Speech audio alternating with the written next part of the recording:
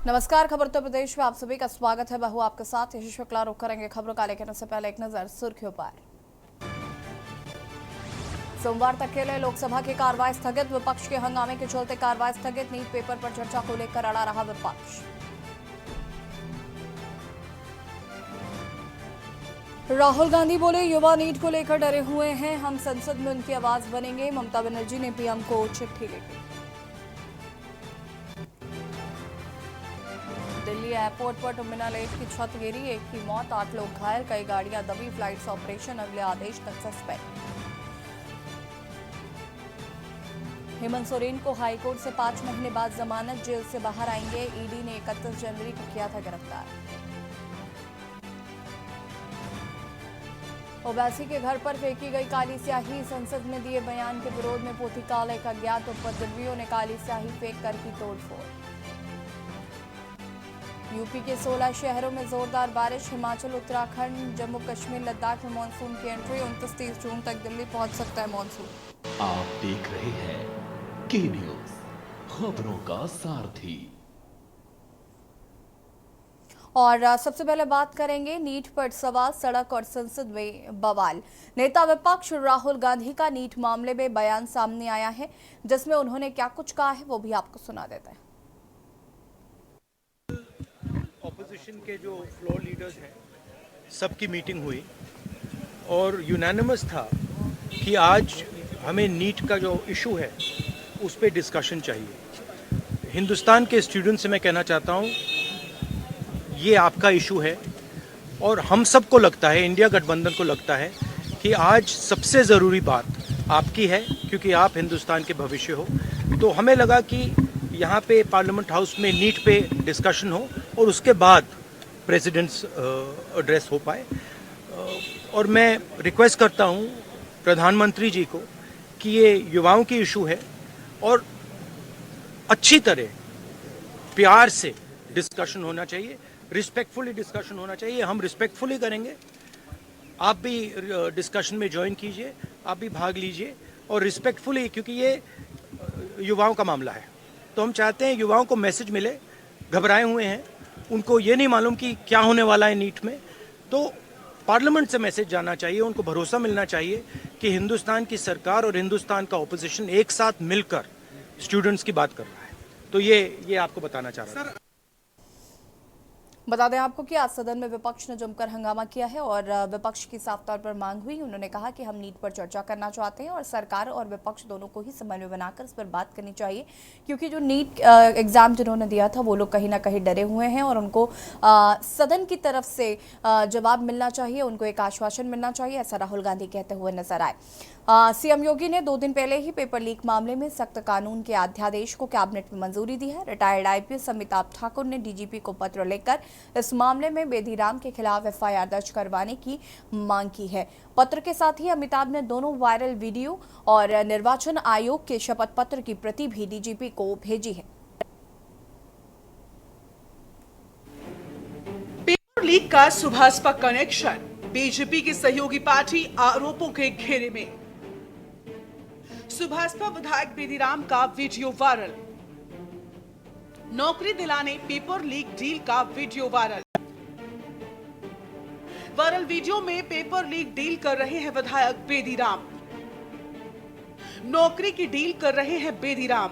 Viral video के समय स्थान की नहीं है पुष्टि। पेपर लीक गैंग के मास्टरमाइंड विजेंद्र गुप्ता ने भी पेपर लीक मामले में बेदीराम का लिया है नाम। गाजीपुर की जखनिया सीट से सुभाषपा विधायक हैं बेदीराम। उत्तर प्रदेश में पेपर लीक मामले को लेकर विवाद गहराने लगा है। एमएलए बेदीराम के साथ अब सुहेलदेव भारतीय समाज पार्टी घिरती नजर आ रही है। पहले पार्टी के विधायक बेदी उर्फ बेदीराम का एक वीडियो सोशल मीडिया पर वायरल हुआ, जिसमें वो पैसा लेकर पेपर लीक करवाने की बातें करते दिख रहे हैं। अब सुभाषपा अध्यक्ष योगी सरकार के कैबिनेट मंत्री ओम प्रकाश राजभर का वीडियो वायरल हो रहा है, जिसमें वो बेदी की ओर इशारा कर कार्यकर्ताओं को संबोधित करते हुए कहते हैं कि देखने में ऐसे लगते हैं इनके कई लाख चेला लोग सरकारी नौकरी कर रहे हैं, सबको नौकरी इन्होंने दिया है। वीडियो सामने आने के बाद ओपी राजभर ने सीएम योगी आदित्यनाथ से मुलाकात की है। माना जा रहा है कि इस मुलाकात में राजभर ने पेपर लीक मामले में सीएम के समक्ष स्पष्टीकरण दिया है। किसी विभाग में नौकरी चाहिए, किसी विभाग में आपके भाई को, आपके परिवार, बच्चे को, आपकी बच्ची को नौकरी चाहिए, तब फार्म भरने के बाद प्रभु क्या कहते, क्या आता है वो, कॉल लेटर, एडमिट कार्ड या कॉल लेटर जो भी कहते हो भाई, कॉल लेटर, जब कॉल लेटर आ जाए तो कॉल कर लेना। निश्चित है जुगाड़ तो बना ही देंगे।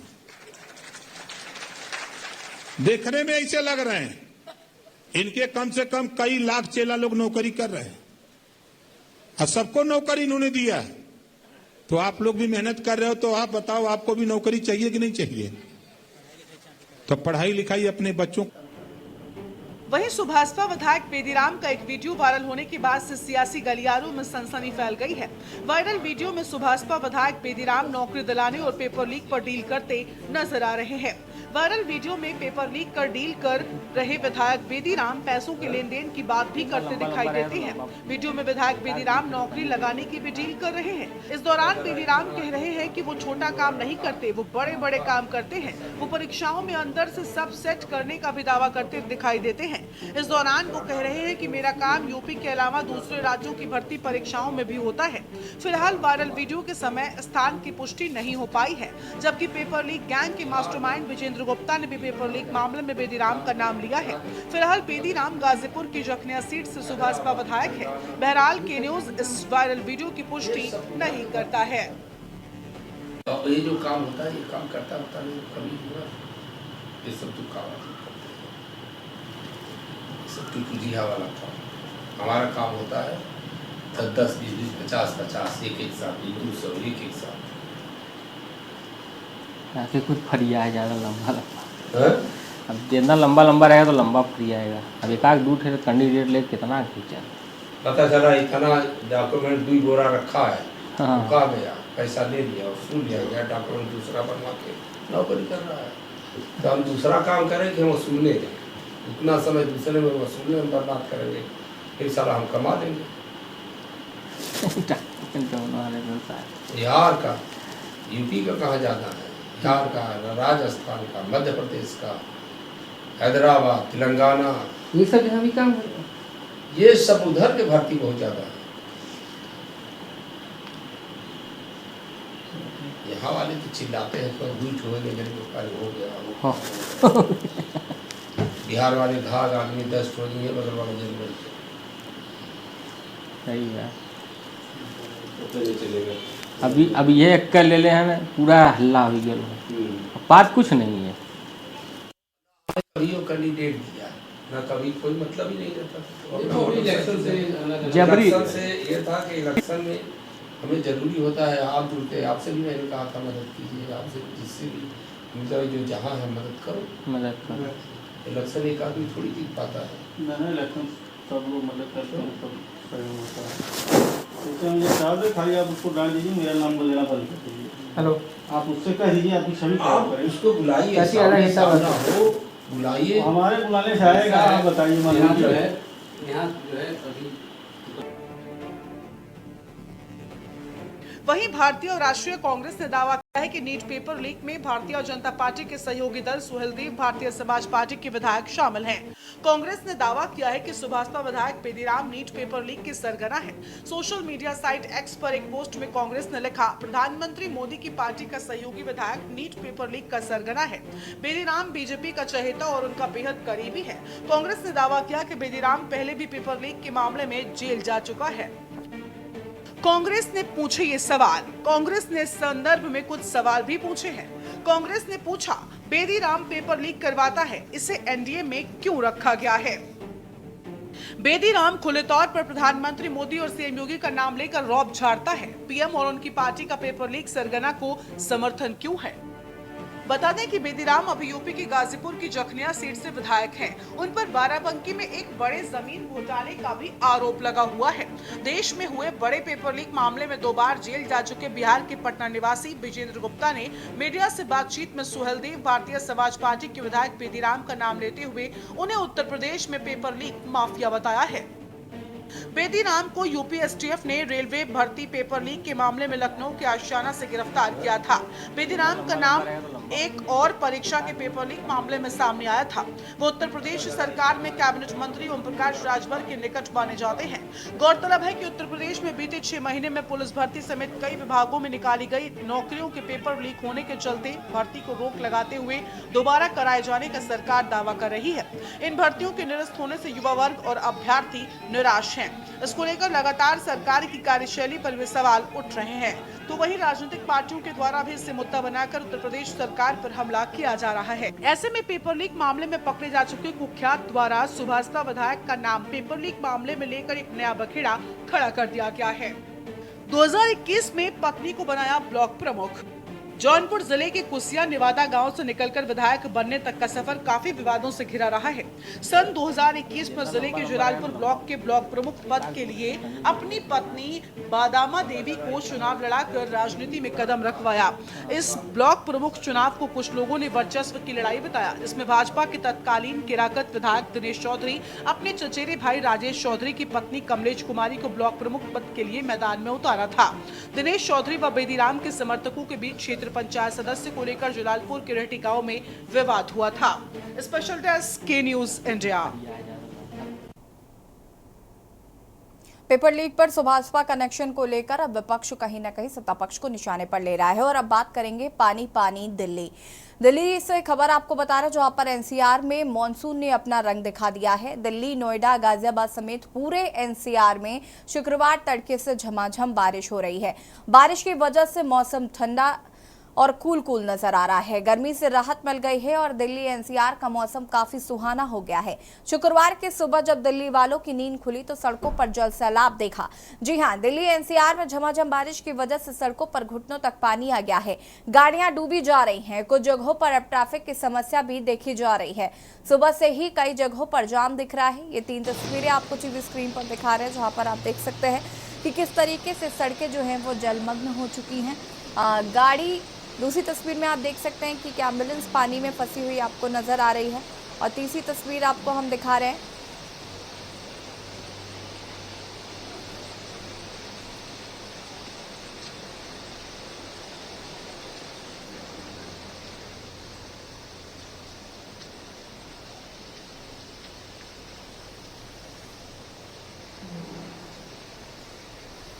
बारिश से दिल्ली का हाल बेहाल है। कि आप तस्वीरों के माध्यम से देख सकते हैं यहाँ पर कि बारिश अभी शुरू हुई है और निर्माण कार्य किस तरीके से ध्वस्त नज़र आ रहा है, साथ ही साथ सड़कों पर किस तरीके से पानी ही पानी नज़र आ रहा है। ये साफ दर्शा रहा है कि किस तरीके से काम किया गया है। और ये तस्वीरें आप देख सकते हैं यहाँ पर कि अभी पहली ही बारिश है और उसके बाद सड़कों का, साथ ही साथ जगह जगह पर जो निर्माण कार्य हुए हैं वो किस तरीके से ध्वस्त नज़र आ रहा है।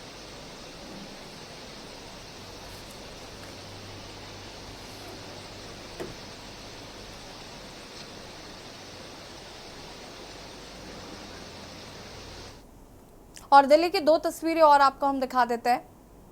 आपको बता दें कि जिस तरीके से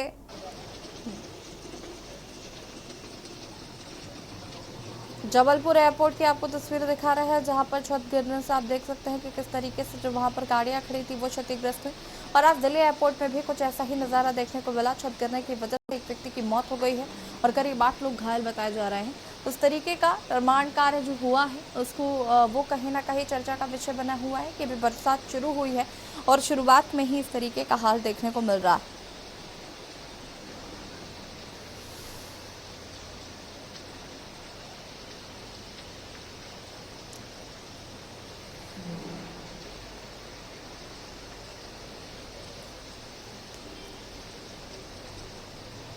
दो तस्वीरें जो चर्चा का विषय है, जबलपुर एयरपोर्ट और दिल्ली एयरपोर्ट, जहां पर छत गिरने से कई गाड़ियां उसमें क्षतिग्रस्त हुई। साथ ही साथ दिल्ली में अगर हम बात करें तो आज एक व्यक्ति की मौत भी हुई है।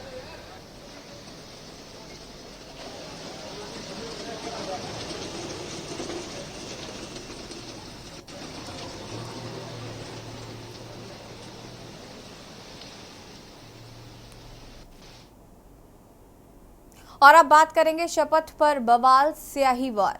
ऑल इंडिया मजलिस-ए-इत्तेहादुल मुस्लिमीन एआईएमआईएम चीफ और लोकसभा सांसद असदुद्दीन ओवैसी के दिल्ली आवास पर काली स्याही से हमला हुआ है।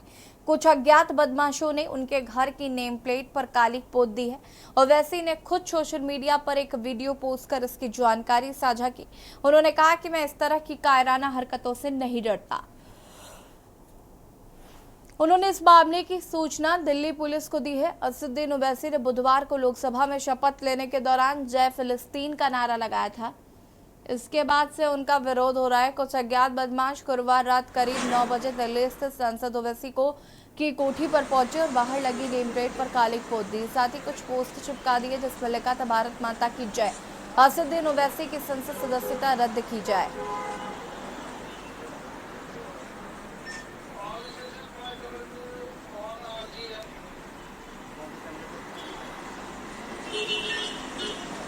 असदुद्दीन ओवैसी के घर पर फेंकी गई काली स्याही।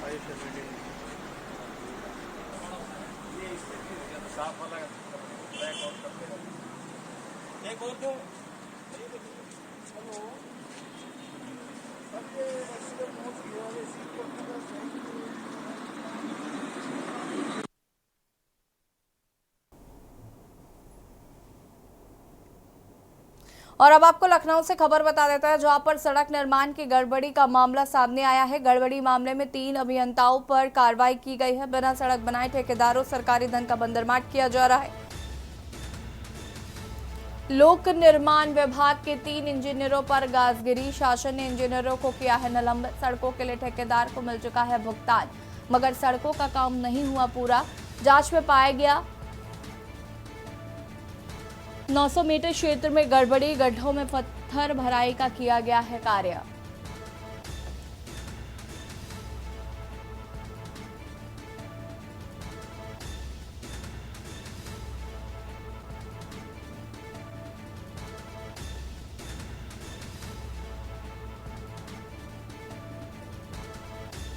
जांच में पाया गया 900 मीटर क्षेत्र में गड़बड़ी।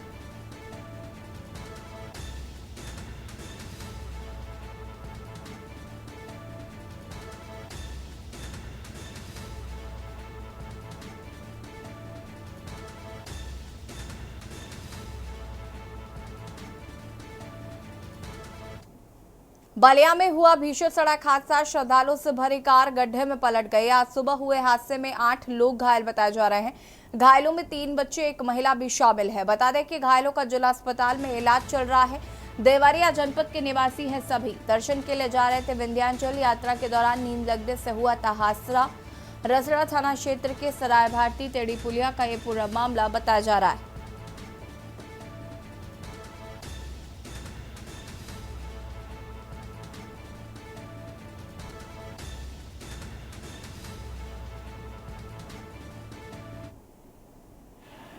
नाम वाले देवरिया जिला के हैं। देवरिया जिला जी। अच्छा। भाटपारानी समृद्धा महेंद्र नाथ अवगढ़ मेरा नाम है। मैं भारत सरकार से यज्ञ भी कराया हूँ 50 उसके नाम पर। अभी गाड़ी का कार्ड हो गया सब भारतीय सरकार के नाम से है। एक बाइक में जा रहा था विंध्याचल दर्शन करने, एक बाइक आग झप गई, गाड़ी का डिग्गी चल गई, मालूम नहीं हुआ। अच्छा, कहाँ ये हादसा हुआ है, किस जगह? कस्बाबाद रोड पर। कस्बाबाद रोड पे। कितने लोग गाड़ी में सवार थे? 4 बच्चे हैं जी। और 2 3 एक लड़की, 2 बच्चे और एक औरत और 4 लोग आदमी थे। टोटल कितने लोग हैं? 7 आदमी। 7 लोग घायल हैं। बाराबंकी जनपद के सफदरजंग इलाके में एक भाई ने कुल्हाड़ी से काटकर अपनी सगी बहन की हत्या कर दी। बताया जा रहा है कि भाई को बहन के चरित्र पर शक था, जिसके चलते उसने उसे मौत के घाट उतार दिया। इसकी सूचना पर पुलिस मौके पर पहुंची है। आरोपी भाई को हिरासत में लिया है। मौके पर एसपी दिनेश कुमार सिंह पहुंचे और घटनास्थल का निरीक्षण किया है। पुलिस ने शव को कब्जे में लेकर पोस्टमार्टम के लिए भेज दिया है। उधर पुलिस डॉग स्क्वाड की मदद से पूरे मामले की छानबीन कर रही है।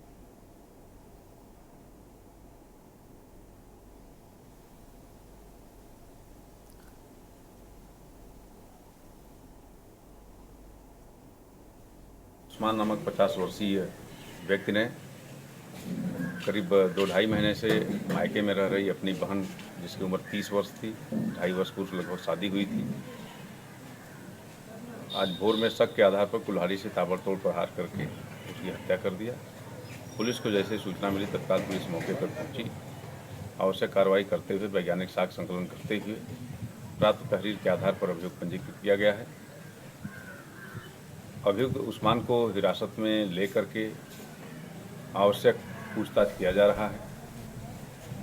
पूरी साक्ष्य संकलन करते हुए वैज्ञानिक साक्ष्यों के परिप्रेक्ष्य में आवश्यक मॉनसून की बेरुखी से किसानों की चिंता बढ़ गई है। बारिश के अभाव में धान के बिचड़े खराब हो रहे हैं। जून महीना शुरू होने के बाद भी अभी तक खेत और तालाब सूखे हुए हैं। इस कारण किसानों के मन में अनिश्चितता का भाव पैदा हो गया है। अभी तक खेती शुरू करने लायक बारिश नहीं हुई है, जिससे खरीफ फसलों को बुआई तो दूर किसान खेतों को भी खेती करने के लिए भी तैयार नहीं है। आद्रा नक्षत्र में प्रखंड में सिर्फ बूंदाबांदी हुई, बरसात होने का नाम नहीं है। इसके कारण धान की फसल लगाने वाले किसान के माथे पर पसीना निकल रहा है।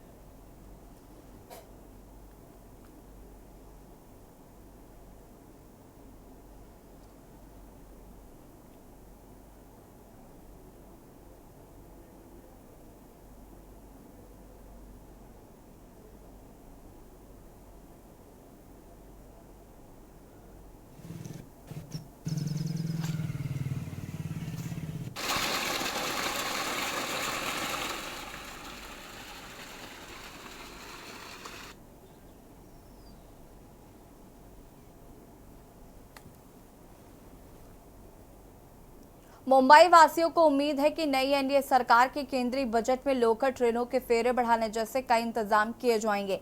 लोकल ट्रेनें मुंबई की लाइफलाइन है। दूर दराज के सबअर्बन इलाके में अपने दफ्तरों तक पहुंचने के लिए रोज लाखों लोग लोकल में ही सफर करते हैं। देखिए रिपोर्ट।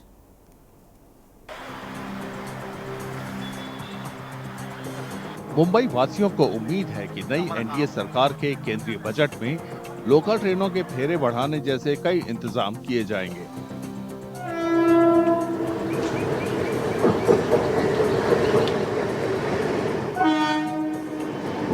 लोकल ट्रेनें मुंबई की लाइफलाइन है। दूर दराज के सबअर्बन इलाकों से अपने दफ्तरों तक पहुंचने के लिए रोज लाखों लोग लोकल में ही सफर करते हैं।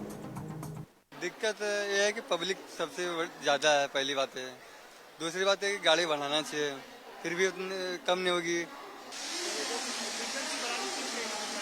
हाँ, रोड ट्रेवल करते हैं। हम लोग हमेशा खड़ा होके आते हैं सर, एक तो सीट नहीं मिलती पहली बात, तो हर पब्लिक को सीट मिलना चाहिए। उसमें जो आम पब्लिक के लिए जो आने वाले हमारे पैसेंजर हैं, लोकल यात्री हैं, उनके लिए फ्रिक्वेंसी होनी चाहिए। और मुंबई लोकल ट्रेन की हालत ऐसे है कि लोग एवरीडे परेशान होते हैं, सुबह हो शाम हो, मतलब वहाँ पर जो फ्रिक्वेंसी है वो कम है। एसी का जो अभी उन्होंने चालू किया है उसकी भी फ्रिक्वेंसी कम है, इसलिए जो आम यात्री हैं उनके लिए एक सुविधा होनी चाहिए। जो आने वाला बजट है ऐसा उम्मीद करते हैं कि अच्छा ही होगा। आप देख लो मेरे को कितना पसीना आ गया है, काफ़ी सारा क्राउड है, लोगों को बहुत सारी दिक्कतें होती है और थोड़ी बहुत सुविधा तो रेल को देनी चाहिए जिससे लोगों को कंफर्ट महसूस हो या उनको आने जाने में कम तकलीफ हो। तो ये बजट में थोड़ा बहुत पार्ट आई थिंक सरकार को सर्विसेज में और बहुत सारी चीज़ें हैं जो अवेलेबल है नहीं है, जैसे टॉयलेट है, खाने की चीज़ें हैं, वो कुछ है नहीं है ना, तो उसके लिए कुछ तो करना चाहिए लोगों को अपने।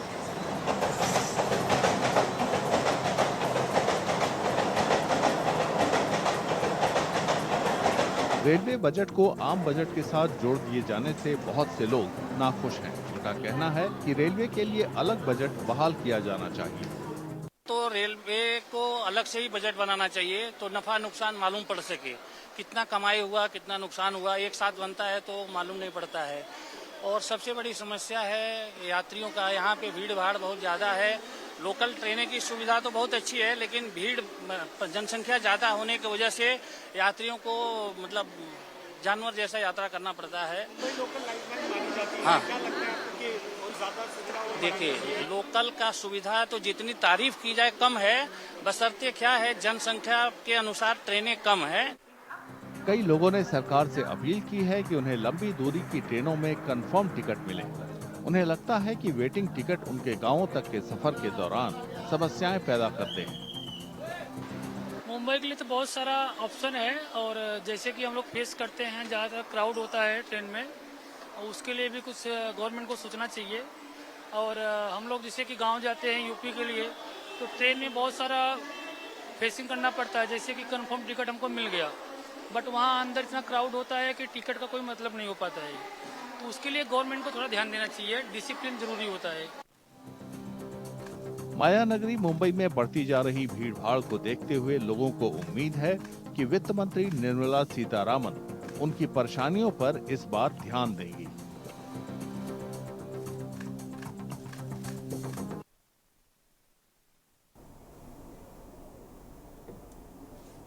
और इसी बीच आपको चंडीगढ़ से खबर बता देते हैं। चंडीगढ़ से खबर, सीएम नायब सिंह पहुंचे राधा स्वामी सत्संग व्यास। डेरा व्यास प्रमुख बाबा गुरिंदर सिंह से की शिष्टाचार भेंट। परिवहन मंत्री असीम गोयल भी साथ में मौजूद। डेरा व्यास प्रमुख से मिलने पहुंचे नायब सिंह सैनी। सीएम नायब सिंह पहुंचे राधा स्वामी सत्संग व्यास।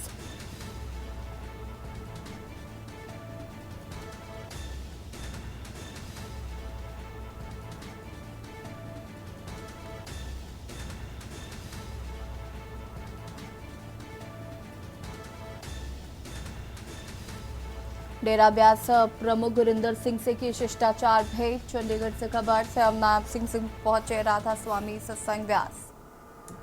और खबर उत्तर प्रदेश में फिलहाल इतना ही। देखते रहिए के न्यूज इंडिया। नमस्कार। इस कार्यक्रम के प्रायोजक करता है गोल्डी मसाले। और स्वाद ऐसा तो रिश्तों में गुस्सा कैसा।